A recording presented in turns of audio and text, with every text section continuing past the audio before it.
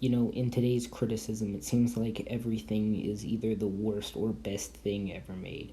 Either it has horrible writing and it destroys the canon of an established and beloved series, or maybe it's a standalone movie that just wasn't good at all. Either those two things, or it's like one of the greatest things ever made. It seems like it's one or the other right now. But here we see Thor Love and Thunder, a movie that is completely in between. Just totally fine. Inoffensive, not horrible, but also not really good. It was just sometimes kind of nothing and then just totally fine.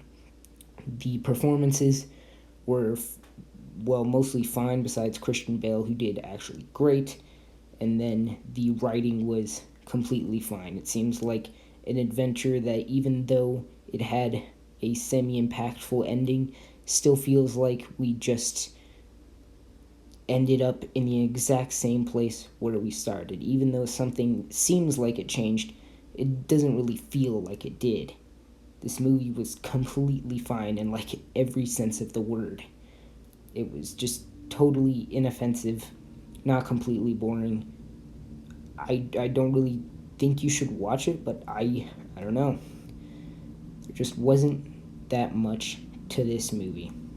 It feels like it just kind of exists. The pacing in the first act is absolutely shot. If the pacing in the beginning was done much better, the villain would be much more interesting.